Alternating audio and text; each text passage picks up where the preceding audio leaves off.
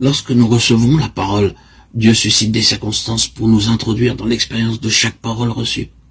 Par exemple, s'il s'agit de la patience, Dieu nous conduira dans des situations dans lesquelles la patience deviendra pour nous une urgente nécessité.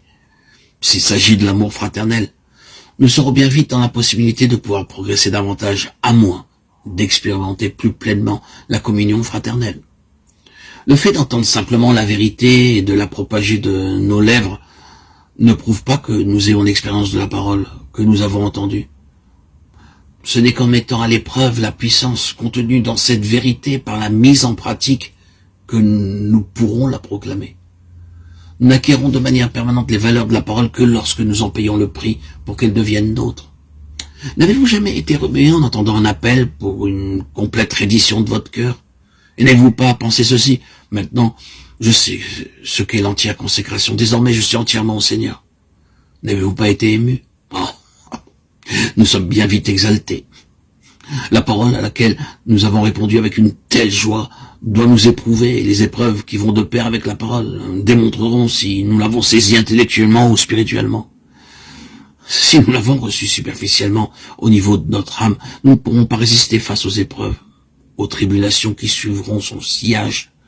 Mais si la parole a trouvé place dans l'esprit, des difficultés ne feront que l'enraciner plus profondément dans notre vie.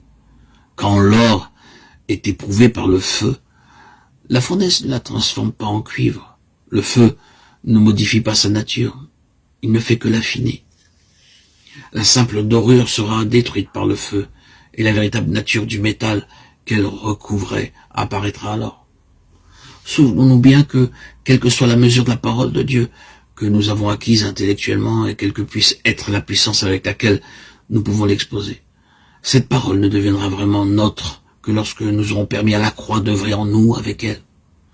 Je dois vous avertir que la lumière de Dieu brillera bientôt dans votre vie, et son éclat éprouvera la réelle profondeur de votre expérience. Le soleil ne peut porter atteinte à la croissance qui étend ses racines dans les profondeurs de l'esprit, mais il en sera tout autrement à l'égard de tous ceux qui manquent de racines.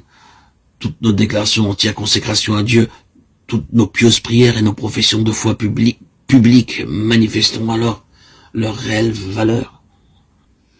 Beaucoup, hélas, de jeunes chrétiens se sont élancés sur le chemin de la croix avec beaucoup d'espoir, d'espérance, de force et d'énergie. Mais au bout de quelques années ou quelquefois de mois, toute cette exaltation, cet enthousiasme, ce zèle s'est évanoui, est parti. Il est bien difficile de déceler en eux aujourd'hui un quelconque signe de vie. Le Seigneur ne se limite pas seulement à nous